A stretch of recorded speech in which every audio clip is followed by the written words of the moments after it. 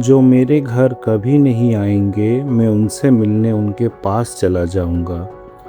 কবি বিনোদ কুমার শুক্লার এই কবিতা নিরন্তর আমাদের উদ্বুদ্ধ করতে থাকে পাহাড়, নদী, জঙ্গল এবং আরও যা যা আছে এই পৃথিবীর বুকে সাজিয়ে রাখা সব দেখতে, নানা রূপে দেখতে, বারবার দেখতে। মাধ্যাকর্ষণ শক্তির সূত্র অনুযায়ী যদি বস্তুর ভর বেশি হয় তার আকর্ষণ করার ক্ষমতাও বেশি। পাহাড়ের ক্ষেত্রে সমীকরণটা কি সুন্দর ফিট হয়, তাই না?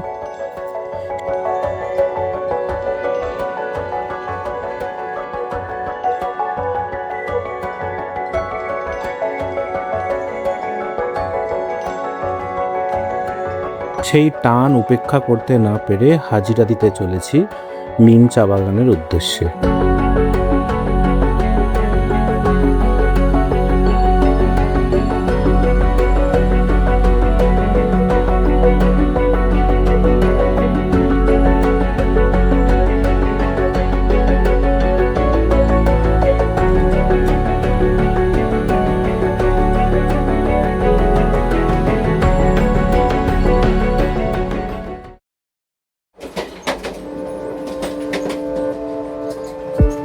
রথে চেপে নিজেদের উদ্দীপনাকে সারথি বানিয়ে এগিয়ে পড়ি নিউ জলপাইগুড়ি স্টেশনের উদ্দেশ্যে।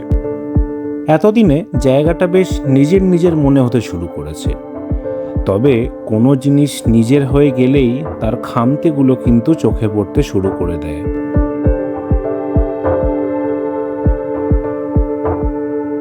এই যাত্রায় মেঘলা আকাশ আমাদের কাছে বড় এক খামতির জায়গা।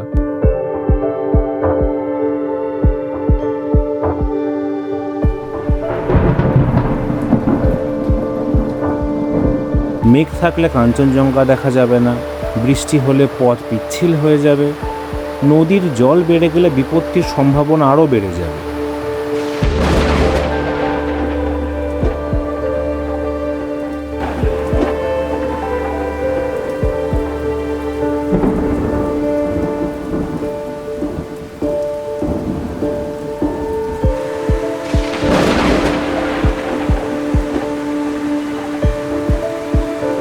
সমস্ত ইকুয়েশন মাথায় ক্যালকুলেট করাকালীন মাথার কোথাও একটা চলছিল, জিনিসটাকে নিজের যখন বলছি ঠিকই মানিয়ে নেব।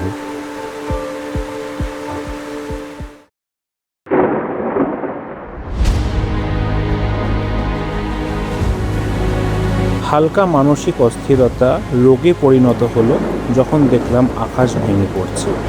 গাড়ির ওয়াইপার সারাক্ষণ আঙুল নেড়ে না শব্দ আউড়ে যাচ্ছে, কিন্তু দেখবেন শরীর সুস্থ হতে শুরু করলেই না তেঁতো ওষুধের প্রতি যে বিরক্তিটা ছিল সেটাও কিন্তু কমতে থাকে।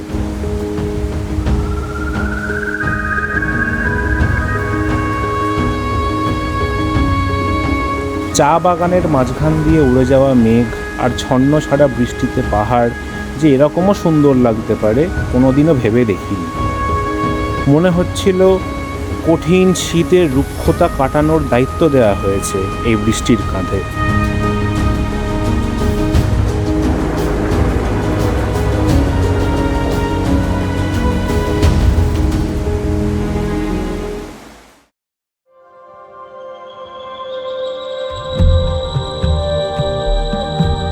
শ্রীকৃষ্ণকে আমরা মন্দিরে দেখতে পাই তার অনুরাগী রাধারানীর সাথে, তখন সে প্রেমের প্রতিচ্ছবি।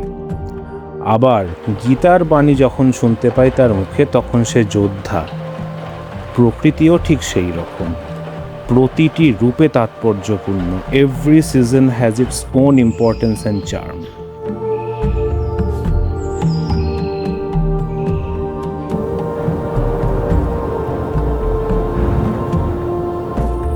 আমরা ভেবেই আসিনি যে মেঘের উঠোনে ঘুরতে ঘুরতে কখন পৌঁছে যাব ভারত সরকারের তত্ত্বাবধানে থাকা একমাত্র টি ফ্যাক্টরিতে, মিম টি ফ্যাক্টরি।